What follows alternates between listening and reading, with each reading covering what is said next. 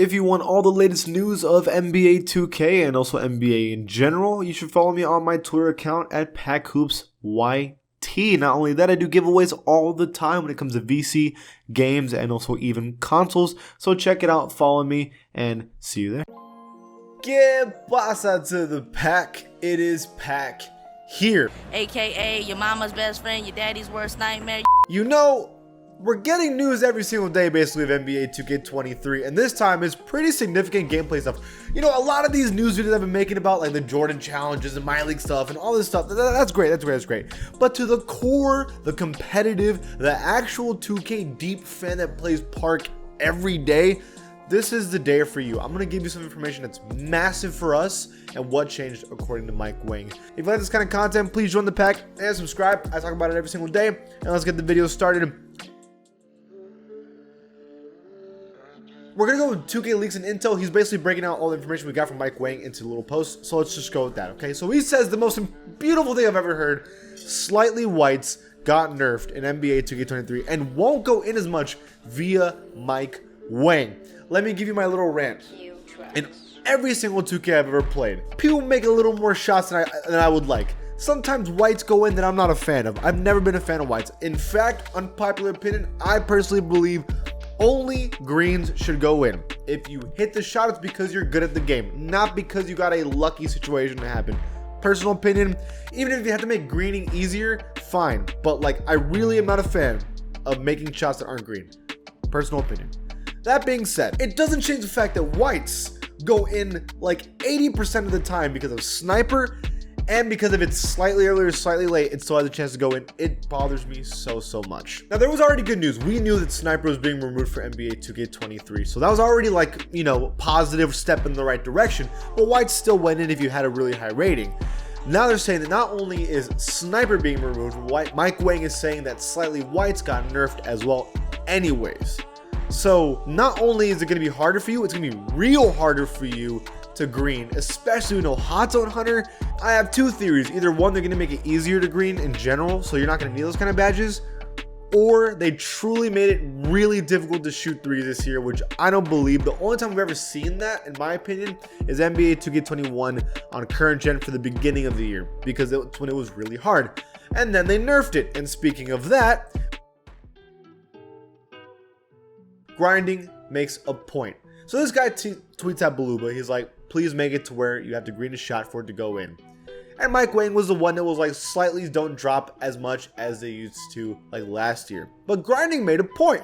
He said, please don't cave, and change that when everybody and their mothers complains about missing the first week, even though they have 0 badges and 0 hot zones. Make the game have a learning curve, please. And he is right. He is preaching. How can you complain if the game's too hard to shoot when you have a build that can't shoot in the first place and you have no badges or hot zones or anything like that to fix that situation?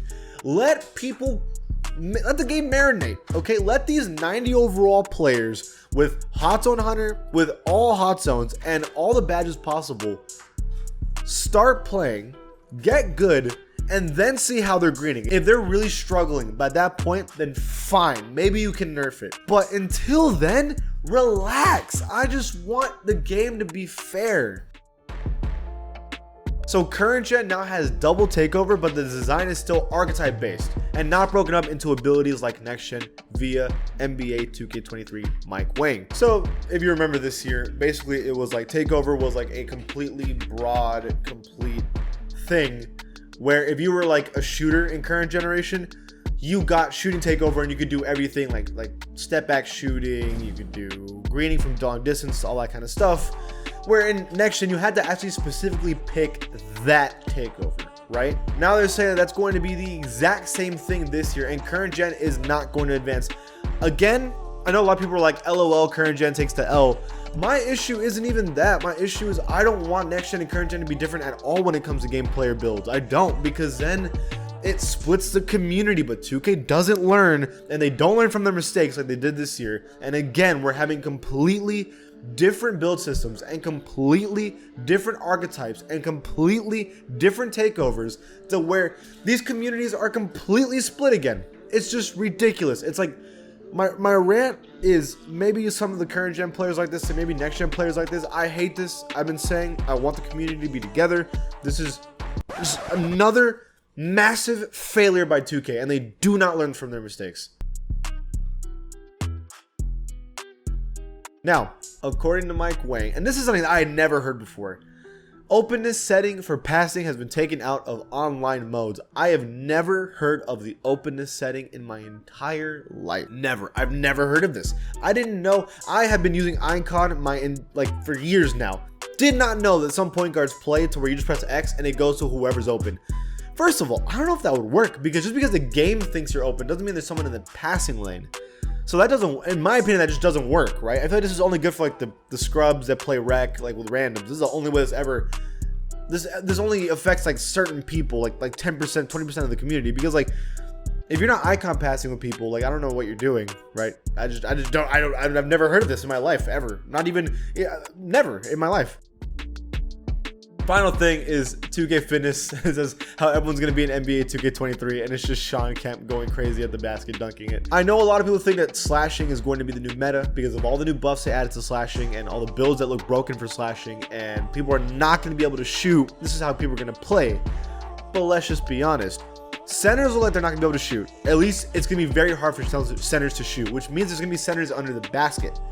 What's going to happen is these slashers are not going to be able to dunk on these centers.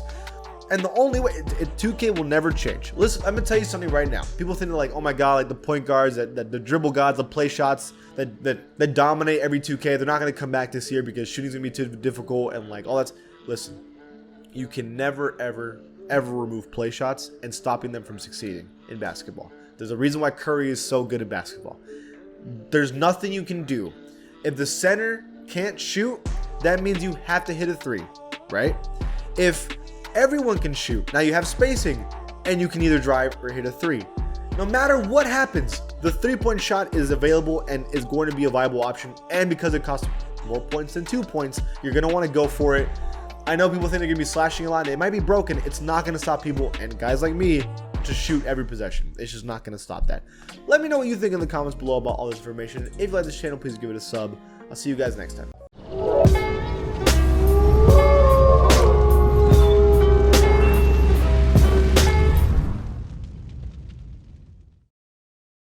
If you want all the latest news of NBA 2K and also NBA in general, you should follow me on my Twitter account at PackHoopsYT. Not only that, I do giveaways all the time when it comes to VC, games, and also even consoles. So check it out, follow me, and see you there.